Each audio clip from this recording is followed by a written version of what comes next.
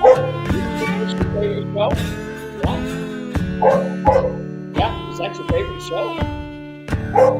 That's your favorite show, huh? Yeah. Ladies and gentlemen, boys and girls, dogs of all ages, the time has come for another hour of mule and donkey talk with Steve Edwards and his electrocuted sidekick, Dave Shrine. Hey, Steve, how's it going? Electrocuted. You get electrocuted? Oh, Everybody it's says that it looks like I stuck my finger in the light socket and my hair just, ah! well, yeah. Several years ago, you looked like you had, sparks flying up there. I've cut it down a little bit. It's a little bit tamer than it used to be. Yeah, yeah. So we get to take the boys to the hot rod show and eat hot dogs next Friday, huh? Oh, it's gonna be yeah, it would be great. I gotta talk with the missus, but after I get the clear from the missus, we should be able to make it happen. Hey, so folks, we are so glad that you're here. As I said, my name's Dave. This is Steve. Every single week we get together to talk mules and donkeys. This week is no exception, and really. There's only three things that you need to be aware of for today's program. The first thing is that number one, we want to know that you're here. So please put your name, where you're watching from, and what the weather is like in the comment section so that we can say hello to you.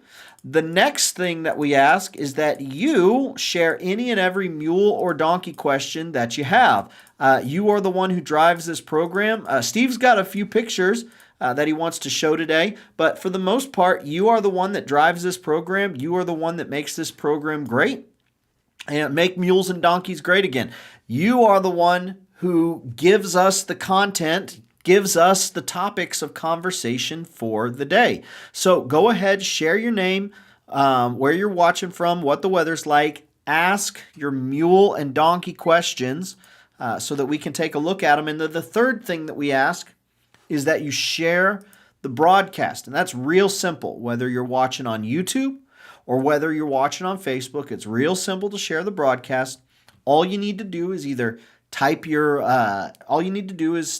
type in, like tag a friend or family member, or you can click the share button and send them a link, or you can go ahead and like and subscribe. All of that tells the algorithm, hey, recommend this to other people. Other people are going to be interested in this. So, yeah, there you go.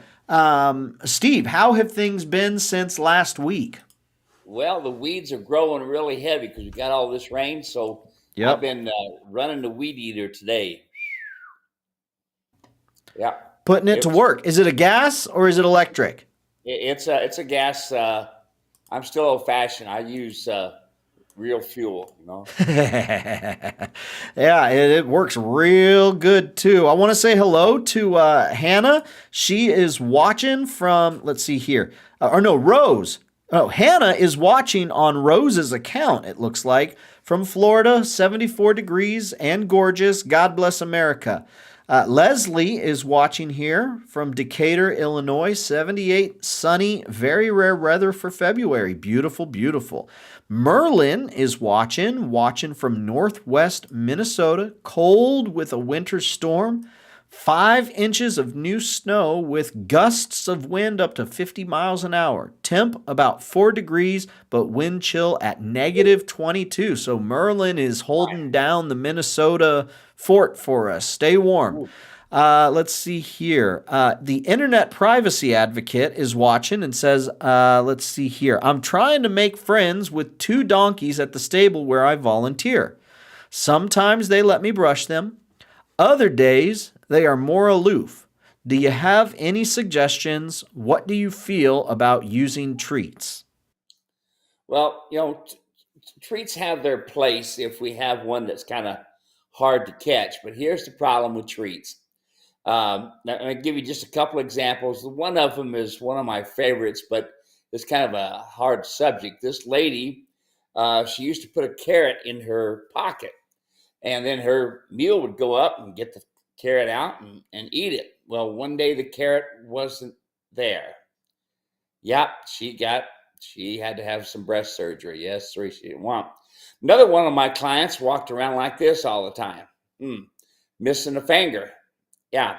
What she would do, she would reach up and give her big old horse. It was a Clydesdale, and she was just a little tiny thing, maybe 100 pounds, and she'd reach up and give that carrot to the Clydesdale. And one day the carrot was the finger, and the horse was bound determined to get that carrot, and he was just jerking her around like a rag doll and got it off. I've watched a trainer that she liked to give oats. She had a little pouch on her side over here, and she'd open it up and she'd give the treats. What you all didn't see, which I seen a lot of because I seen her at Bishop, California, is that these animals literally mugged her to death. It's horrible. So no, do I give a treat? I do if I'm trying to build a camaraderie. In other words, what I mean by this, if the mules don't want to come near me and I want to get the come-along hitch on, because once I get the come-along hitch on, it's now completely my way. You cannot have an equine, especially a mule or a donkey, quote, just be friends with you. You have to show them you're the herd leader. So to do that, it's going to take the come-along rope. And that's a really strong thing. So what I would do, if I'm going to give a treat when they're coming in, they have to come into me, and then I hand it toward their chest. Then they have to step back away to get it, okay? Now, that is really, really important that you do that, because otherwise they'll get into your space and pretty soon, kabang. Now, I can tell you that at the Phoenix Zoo, we had a really good program. We had 12 head of mules and no horses at that time. And we had a great big sign, a 4x8 white sign with red letters. Do not feed the mules, period. So what would people do? They'd get up pieces of grass, they'd hand them popcorn, all this stuff. Pretty soon a kid got bit. And then that program was over with, okay? Same thing with the little petting zoo that they had. They used to have a deal where for a nickel, they'd get a bunch of peanuts and they'd give them to the sheep and the goats and stuff. Well, pretty soon the sheep and the goats were mugging the kids and there was a problem. Yeah. So do I give treats? I don't like to, but if I have to get them to where I can put the come-along hitch on them, yes. And now here's what's really important for you. You're never going to gain anything when you have two of them in the same corral. It's really important you realize, all of you, and I've shared this a lot of years, is you cannot get a foundation built when all of your mules and horses are together. They have to be in individual stalls to get it done right. Can you get some things done? Yes. Is it best for the mule? No. Is it best for the donkey? No. Okay. What's best for them is this. They got their own stall. You can feed them according to their needs, and then you can train on them one at a time. But if you try and do them both in the same pen, forget it. It ain't going to happen. You're a predator. They're a prey animal. So therefore, being a predator and a prey animal, you're not going to get along. So both of them are going to try to find a way to be the top of the pecking list. Awesome. Great question. Thanks so much. Internet privacy advocate. Good to have you here. We'll just call you IPA for short. Ranch is watching. Rocky, Jody, and Larry. Cool and windy here in Walla Walla. Hey, Dave O'Brien, East Texas, 76 and windy. I hope y'all are well. We are doing well. Appreciate that. Thank you very much. David Pengelly is watching. Mr. Come-A-Long Coffee himself.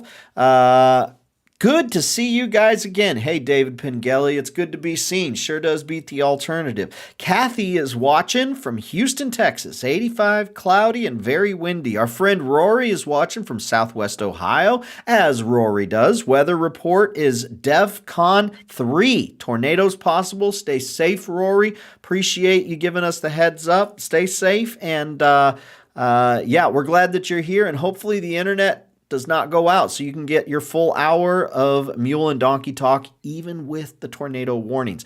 Polly says hello from Barnesville, Minnesota. -1 today after 60 above. while riding yesterday, but 50 by Saturday. It's a crazy winter, she says. Hey, Christina is here from Alberta, Canada. We've gone international. Negative 30 this morning. Feels like Antarctica and not liking it one bit. I'll bet. You want to get out there and you want to ride. Christina wants to ride. I know that's the Yeah, case. Christina, just come down to Arizona and warm up. There you go. That's right. Let's see. Carla is watching. Well, Burr is watching on Carla's account in northern British Columbia. Negative 38 Celsius this morning with lots of fresh snow. Jim is watching from western Maryland, 54 degrees and raining, as Jim typically does. Watching from western Maryland. Billy is watching from North Carolina, 54 and raining here. IPA says thank you. Great advice. Craig is watching from El Reno, Oklahoma, 80 degrees and windy as I'll get out. Our next question, this is a follow-up from last week. Sharon was asking about the foal being gelded and training him without offering food. She says, hi, Steve and Dave. Your question regarding my mule foal being gelded and training him without offering food. Yes, he is still with his mama. Is that okay? No. No, once you geld them, folks, you want to separate them right away, because pretty soon they'll get to where they just want to spend time with mama and they ain't going to want to spend time with you. It's always best when you get your babies gelded, they've had their colostrum, they're starting to eat some hay and this sort of thing. Get them separate. You'll have a far better mule when you can do that. All right.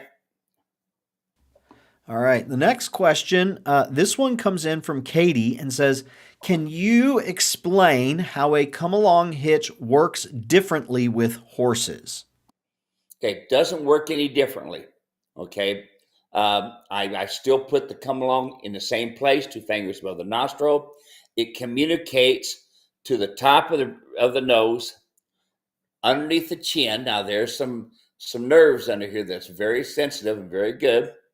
Okay. The idea of 2 fingers above the nose is to shut the wind off. Okay.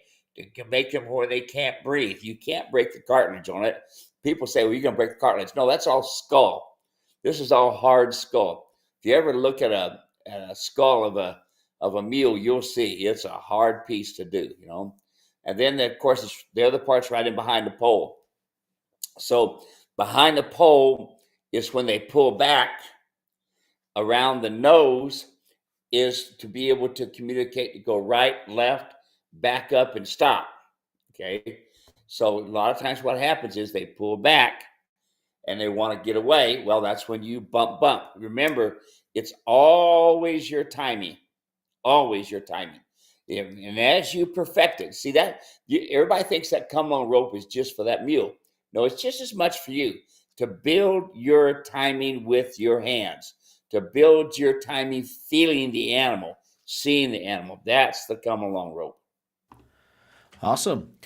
A while back, we got a question. What is a good fly mask for a mule? Paul left a reply and said, damp rag and cloth with vinegar, water 50-50, and rub thoroughly. Have you heard this one, Steve? That's just to clean their eyes and stuff? It just says good fly mask for a mule. Oh, I see what he does. Yeah. You know, actually, he's not too far from being wrong there, especially the vinegar. That really helps. But hey, if that works, use it. Here's the problem that most people have is they got masks with ears on them, and then the animals get kind of ear shy after a while with that. But hey, good advice, sir. I could give that a try. Awesome. Next question comes in from Tracy. I am acquiring 4 donkeys that haven't been handled much, and I have never owned a donkey. What is your best video or resource for me to learn how to handle and care for them? I would like to at least halter train and see how that goes before testing for riding or driving. Thank you. Yep. Well, donkeys are wonderful for training. They're really easy to drive, really easy to ride. But just like anything else, a good foundation with your come-along rope makes all the difference in the world in making it right. all the difference in the world. So now here's the thing. Each one of your donkeys need to be in a separate stall. The number one reason, so you can keep an eye on proper feed. Donkeys are really easy to get grass foundered. Donkeys are really easy to get fat pockets.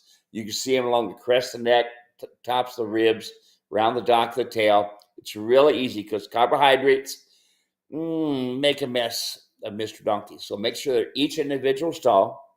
Make sure they each have salt. Make sure they each have fresh water, okay? And keep them separate. And then you can work one at a time. Work with them. If you try to work one donkey or one mule in with a bunch of others, they're just going to want to be with the others. Now, is it okay to have the stalls all side by side? Yes, fine. No problem at all. Matter of fact, if you look on my website, you'll be able to see some of my stalls and how they are.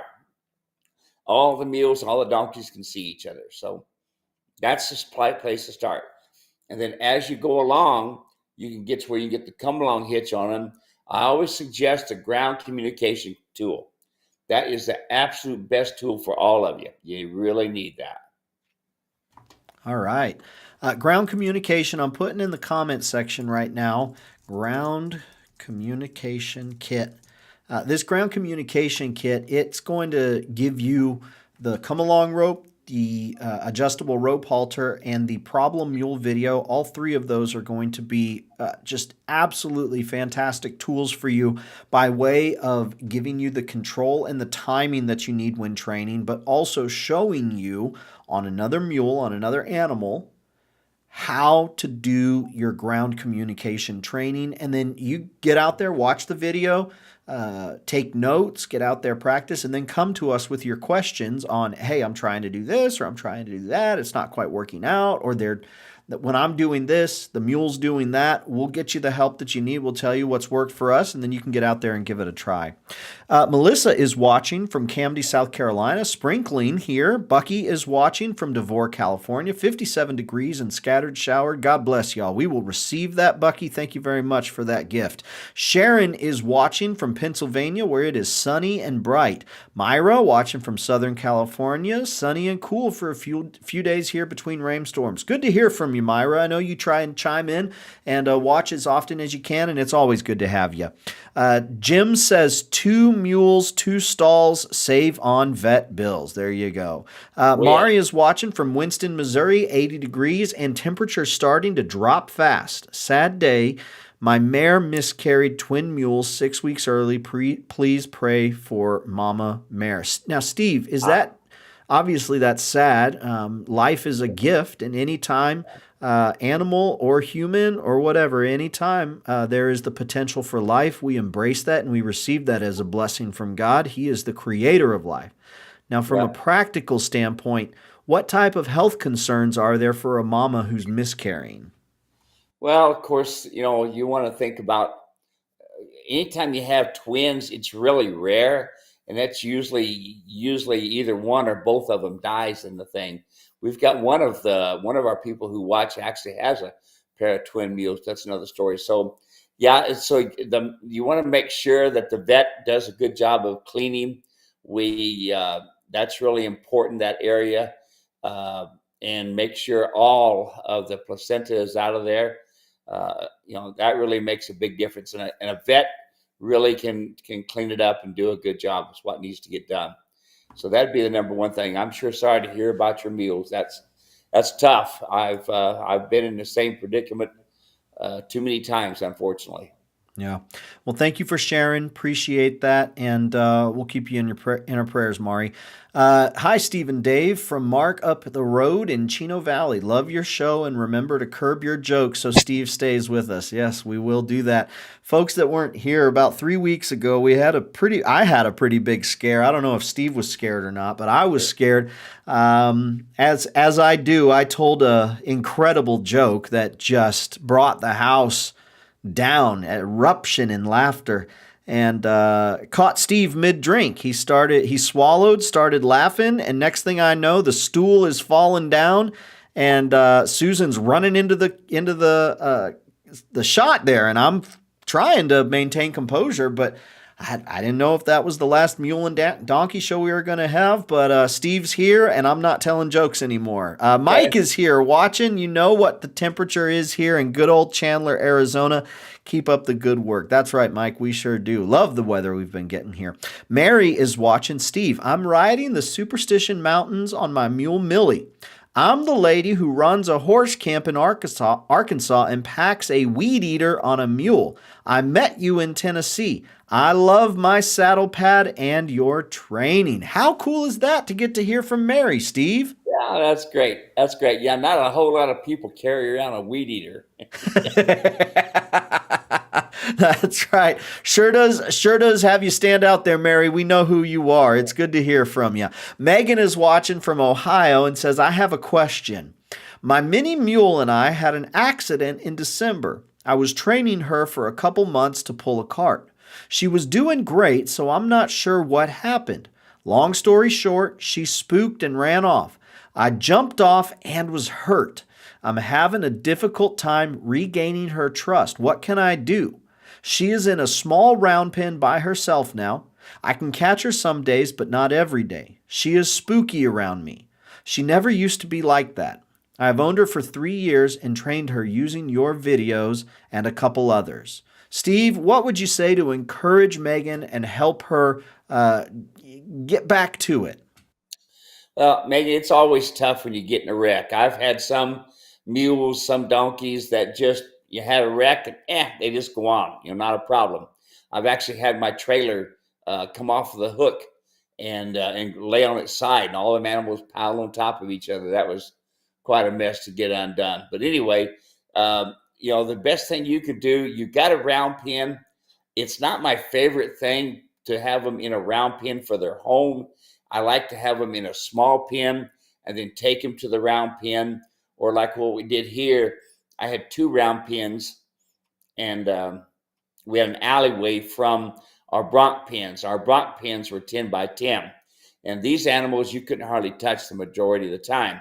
So what we'd do is we'd simply open a gate, haze them out. They'd go right into the round pen. Then we'd go do our round pen work, then haze them back out and put them back in the pen. So the best thing you can do is get a come-along rope on them as soon as possible. Were you using a smooth snaffle bit? And did you have blinders on? Awesome. We'll see if Megan can chime in there. In the meantime, next question comes from Jerry. Says, hi from Fort Benton, Montana. Still 6 inches of snow everywhere. My question, I have a Molly that kicks at other equine. When I first got her, she was fine. However, I was on a ride with others with dogs, and she got bit on the back right heel by one of the dogs that tried to heel her. Now, when riding when other equine approaches from the right side, she kicks out at them. How do I correct this?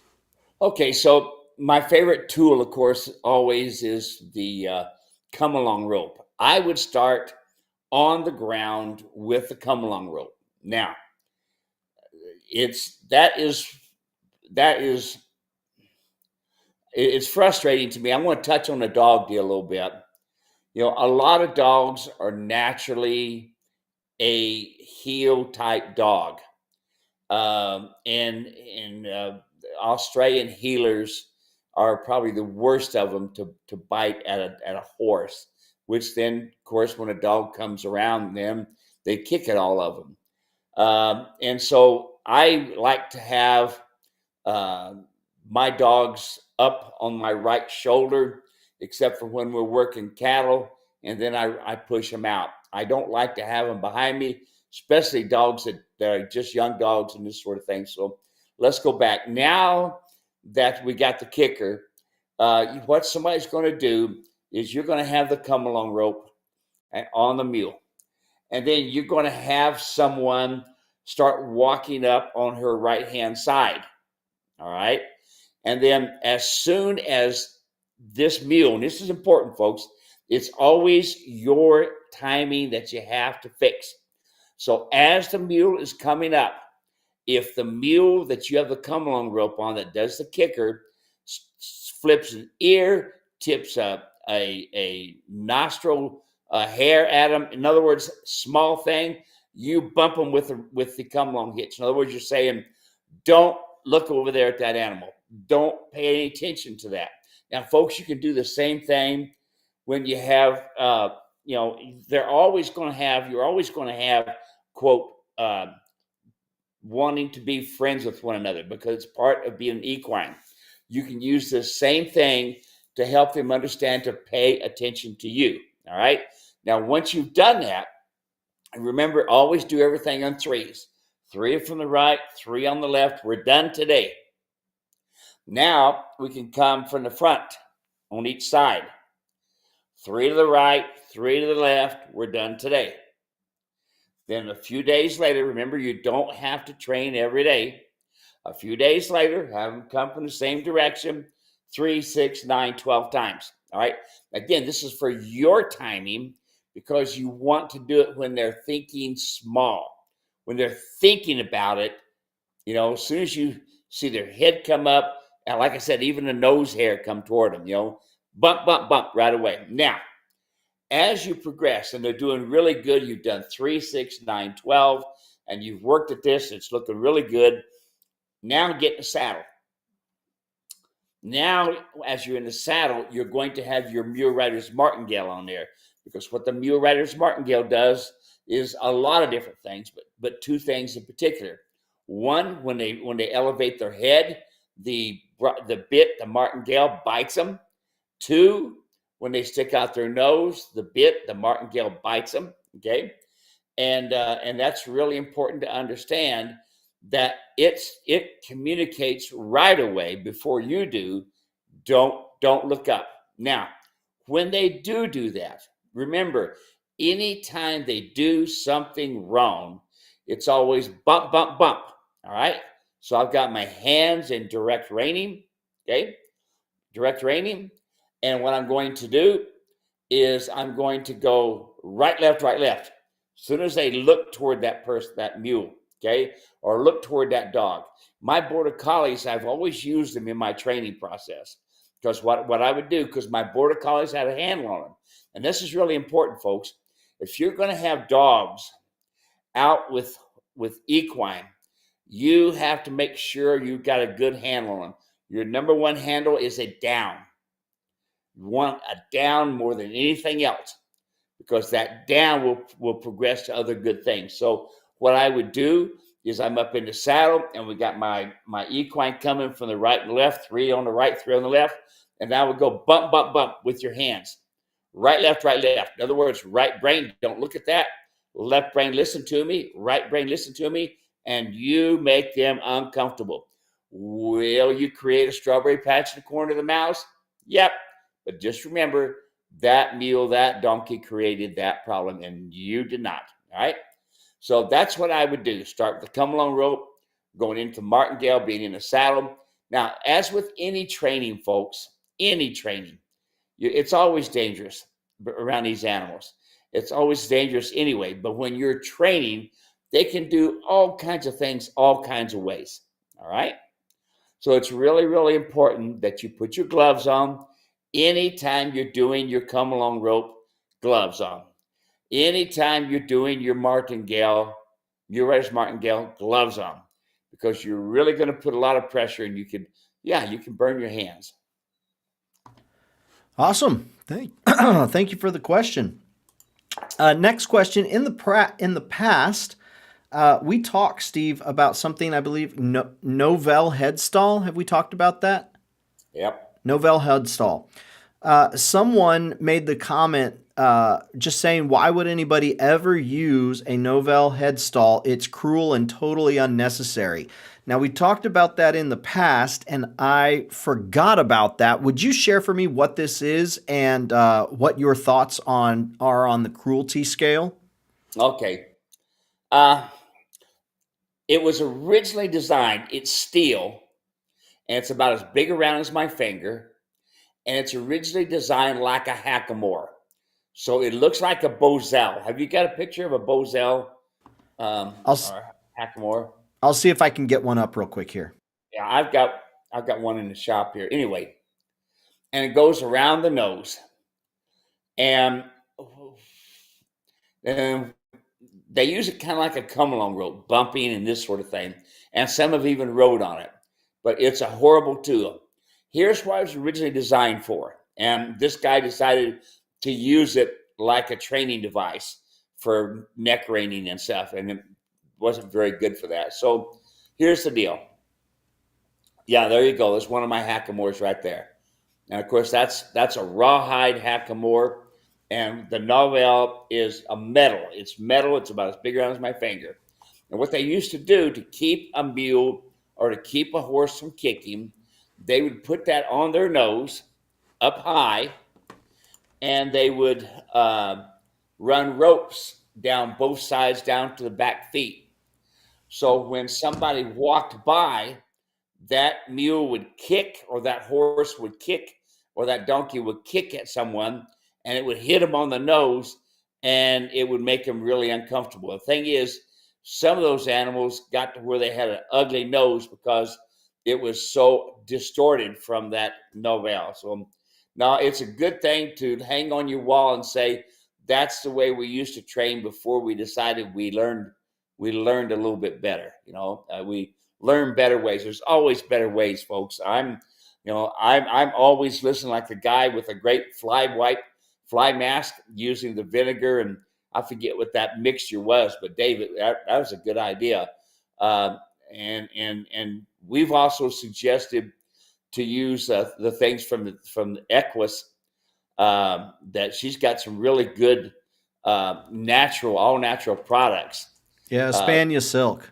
Yeah, Spanish silk, and it's that. And I think that stuff that they use is called Equus. I forget the name of it, but anyway, it's kind of a cream, and it really works good on the chest and around the eyes and this sort of thing. But his idea of the vinegar and whatever all that mixture was, that's a good for him. Great idea.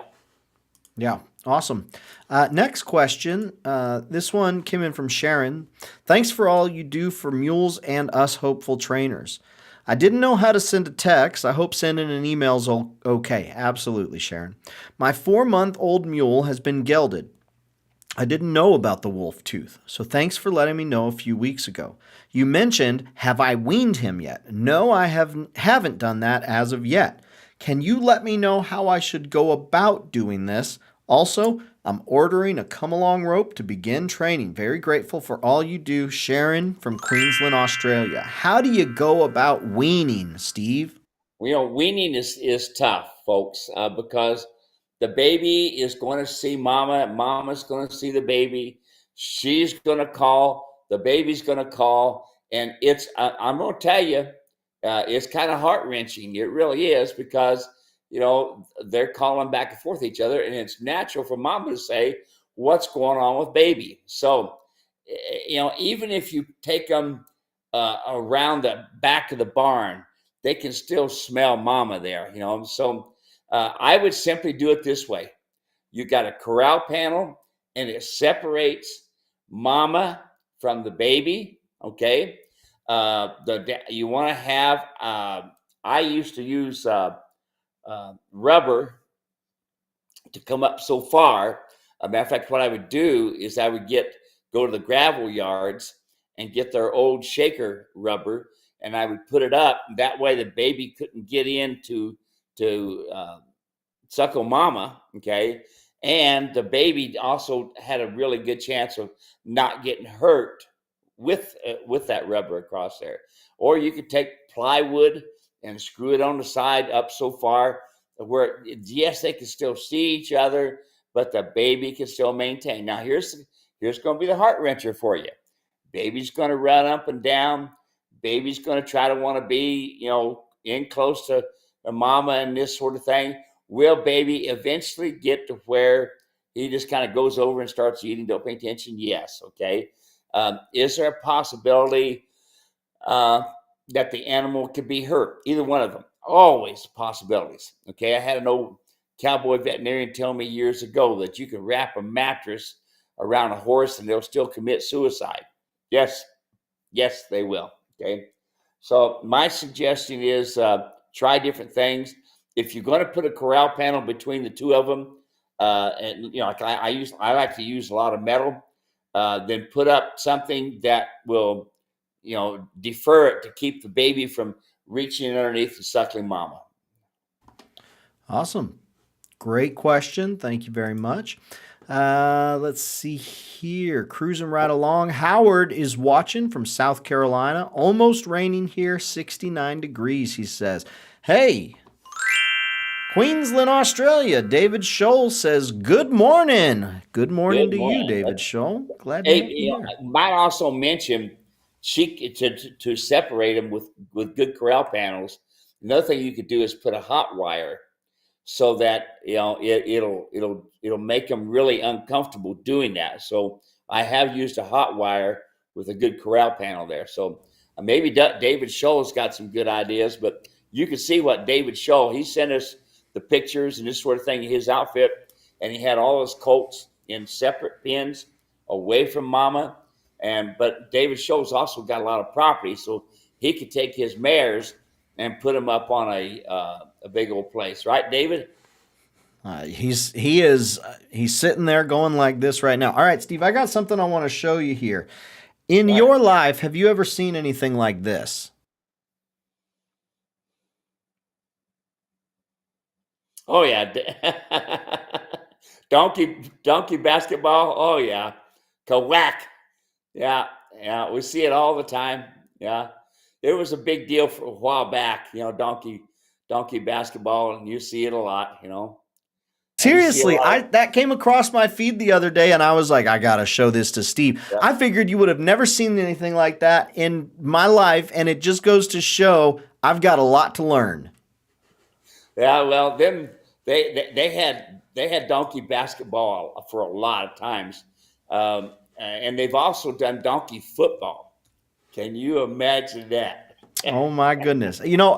So you recognize it right away. I'm guessing there's somebody watching right now who has probably played donkey basketball. I would love to hear from you. Let us know if you've played. Howard says, Steve, how do you correct lookers while riding? Nothing major, just slight head turns to the left or right while riding.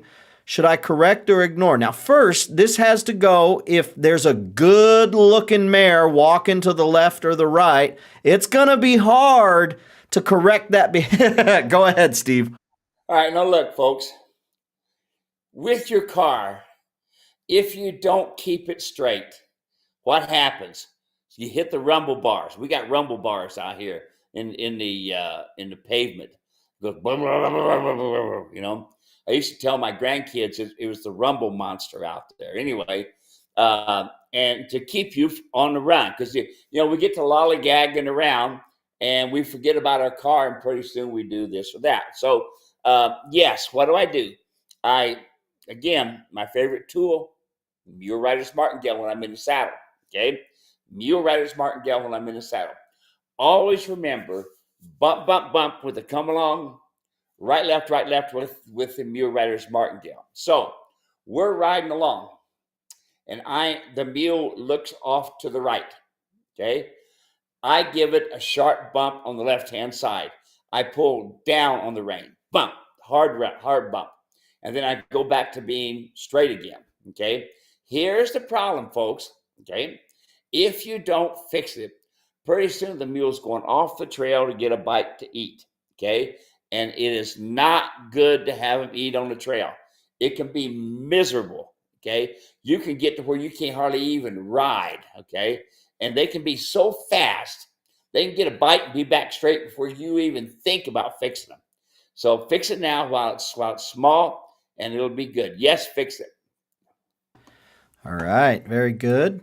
Next question, or actually no, Kyle is watching from Southwest Oregon where it's raining today. Cowboy Ken, our favorite Connecticut cowboy, is watching. Peter is watching from Vass, North Carolina, wet and damp day around 60 degrees.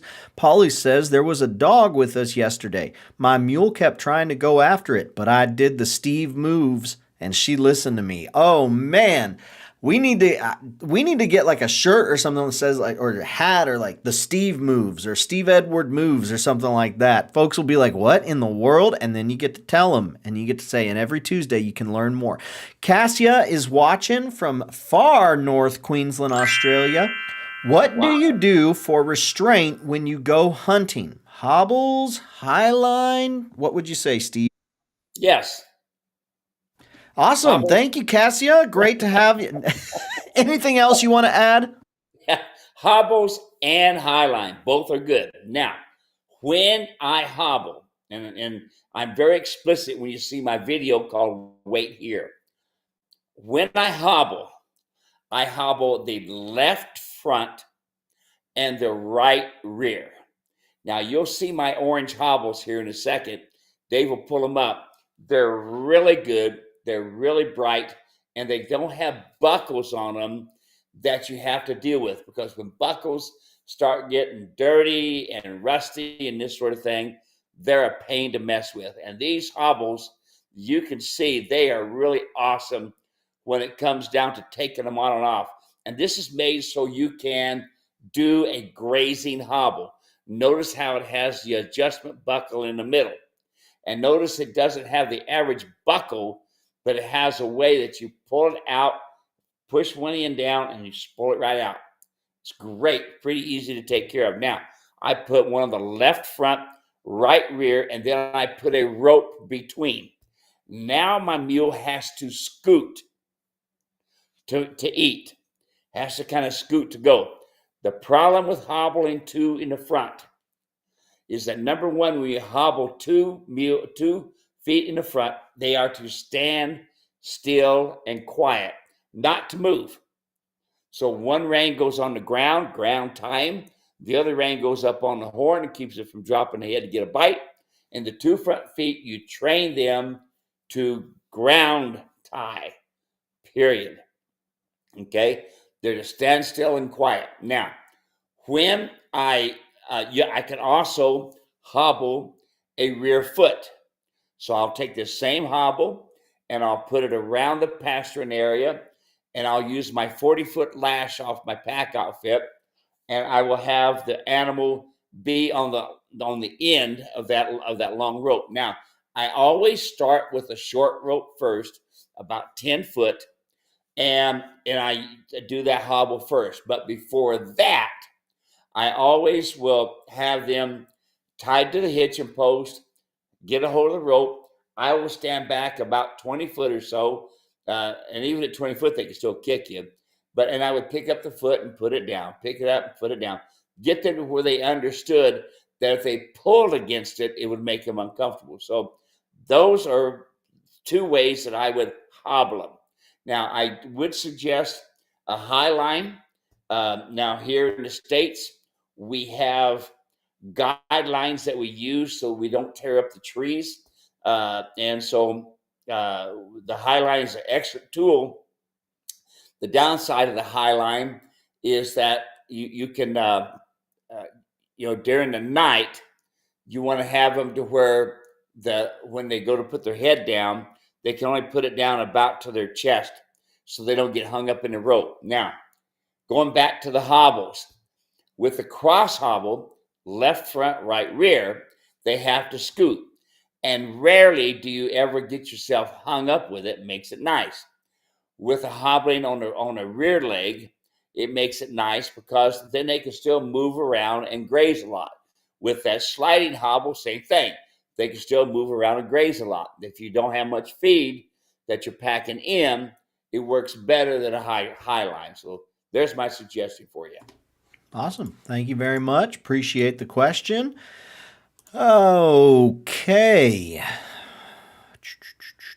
Judy from Gazelle, California. Temperature is 50s. If training to drive, I see you have a full cheek double twisted wire bit for beginning driving. Should a person rig that to a mule rider's martingale type deal to start out their driving training from the ground? What would you say to Judy? You're shaking your head, Steve. What would you say? Okay, so the mule rider's martingale, I only use the ring bit because of this. Okay, I want in the very beginning, I want the animal to learn to pick up the bit and pack it and hold it. The downside of the full cheek snaffle bit is that when you go to ask them to go to the left, for instance, that full cheek pushes against them, puts a lot of pressure on them. It teaches them to lock all 5 major neck muscles and the throat latch, okay? Where otherwise, when you're using just the mule rider's martingale, you pull the bit through their mouth. Yes, okay, which is good. I'd rather have you pull it through the mouth to find out that you overpulled. With a full cheek bit with a long set of lines for driving, all you have to do is barely move your wrist. And if you take your wrist, now think about this, your elbows, when you're driving, your elbows never go past your belt buckle. Your elbows never go past your belly button, all right? If you go past your belly button or past your belt buckle, you're over pulling. The biggest problem with over pulling is the mules tighten all 5 major neck muscles. They then will run through their shoulder, and you have never had anything in your life till you've had a wreck with one running through his shoulder. So no, the mule rider's martingale stays the way it is. I want you to understand that you're over pulling. Yes, it's a 6-inch wide bit. And yes, I use that on every single animal I've ever trained. Every one of them. Okay. And makes no difference if it's a small mule like my wife's little mule, where she normally only carried a 4.5 to 5-inch bit with that 6-inch bit. It was like a violin bow going across the violin. Okay. It's imperative you all understand that these mules don't like their mouth. Okay. And they will do whatever they can do to keep you from pulling on them. And so that's your best thing. When it comes down to doing your training for anything, for driving or riding, the mule rider's martingale in the surcingle is the premier way to go.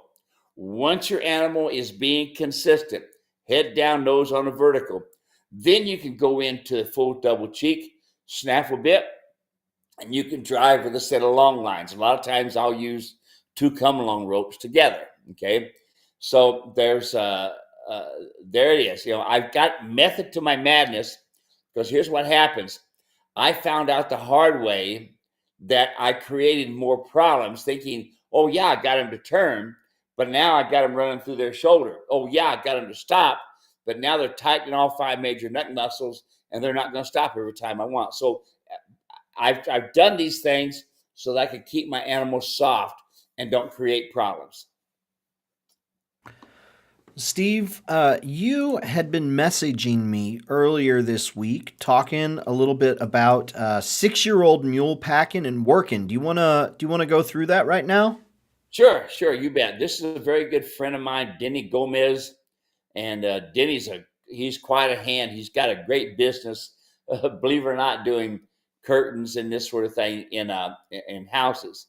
Now, this is one of his young mules. All right, notice full breeching, saddle tied to a trailer, and the mule is standing there quiet. Okay, that's part of training. That's all part of it. This is good foundation training. Now here he is again, tied up in one spot. Okay, Denny doesn't adjust his halters correctly, but I'll beat on him a little bit and fix that. And Denny's notice full breech and breast collar, everything. And the mule is standing there quiet. That's really important, folks. You need to tie them up to your favorite hitching post and let them be quiet. Now, as these mules progress, okay, yes, you can change the halter, and you can have the halter where it's going to go higher on the nose. I don't like them this high when Denny does them, but he likes the results he gets, so I leave him alone, except for when I see him out working cows, and then I really get after him, and show him. But anyway, this is young mules, folks.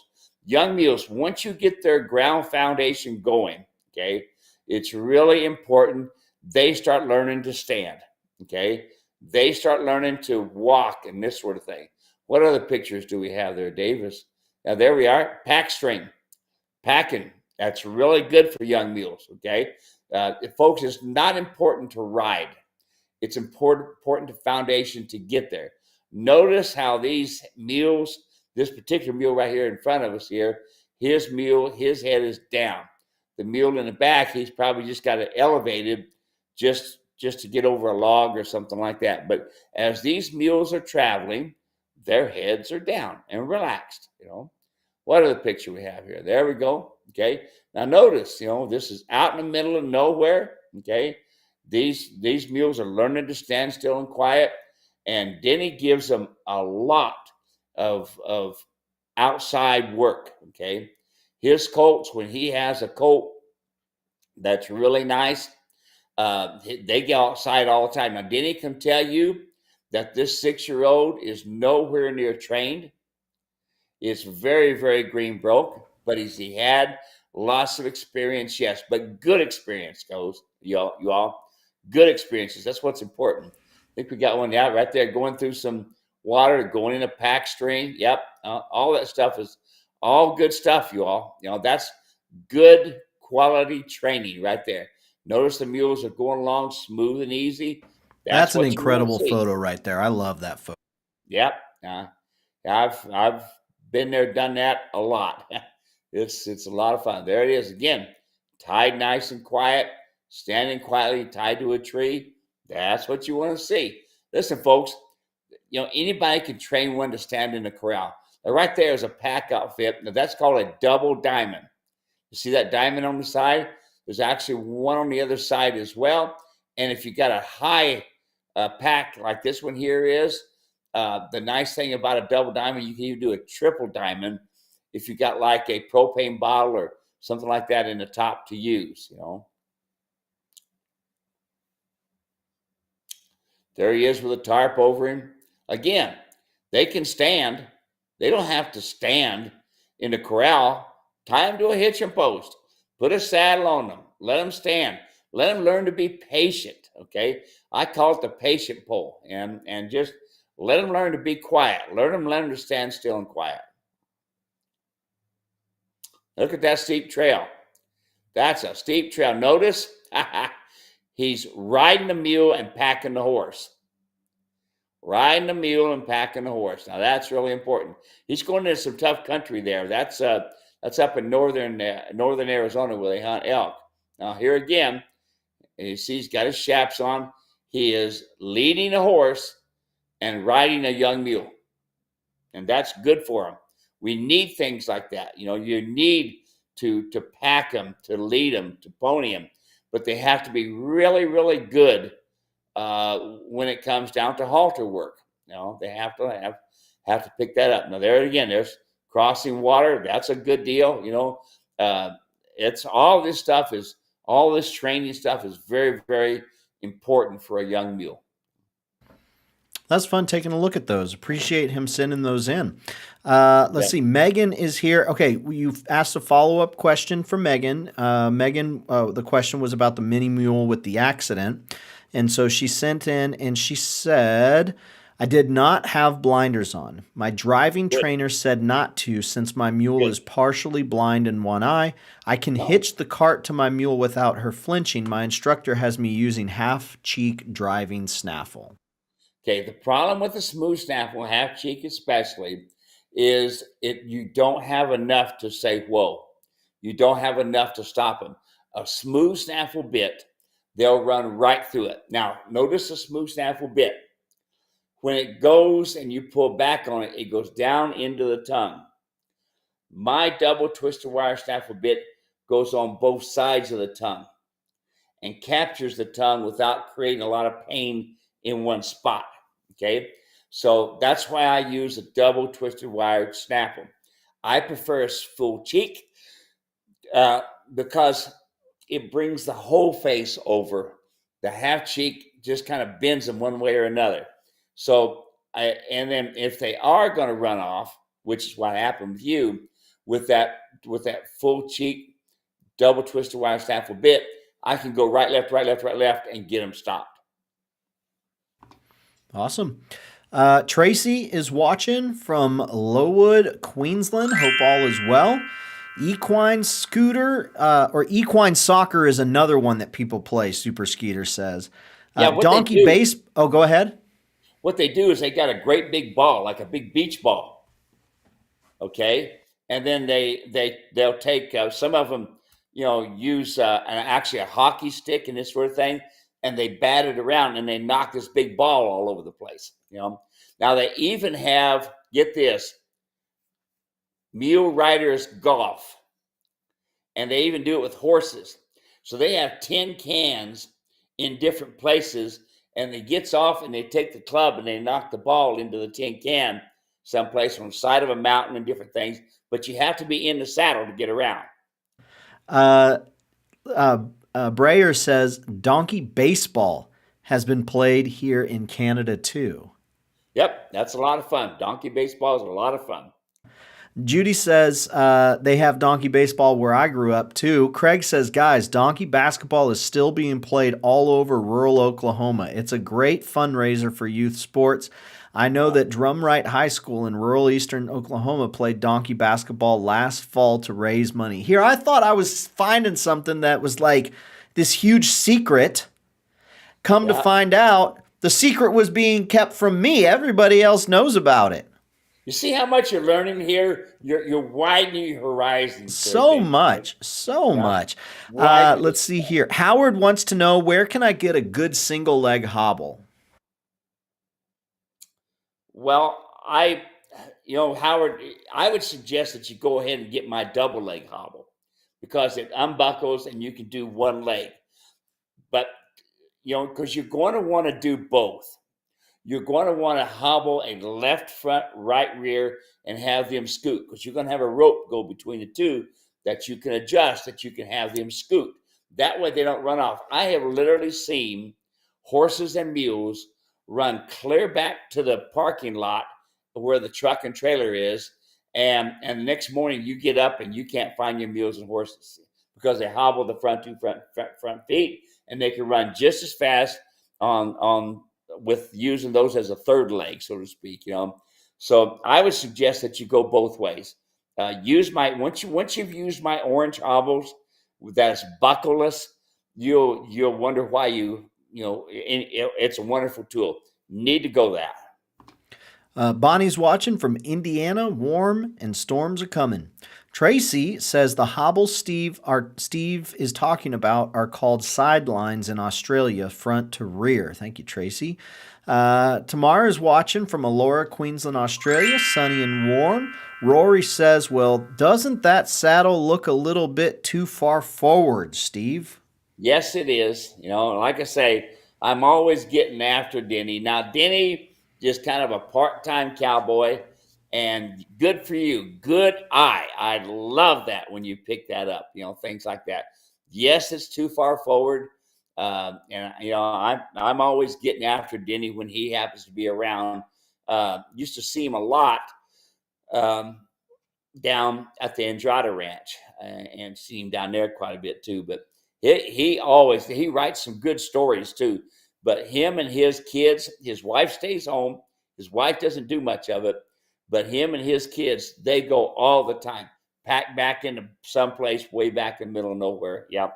And I'm always getting after him about his tack, the way he's got it lined out. But oh, by the way, Randy Figgins made all of his saddles and stuff as well. And Randy is an excellent saddle maker. Awesome.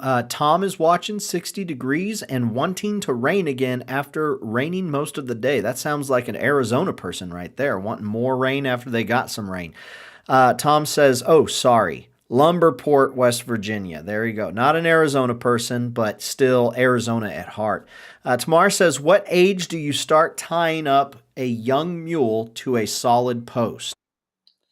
Oh, I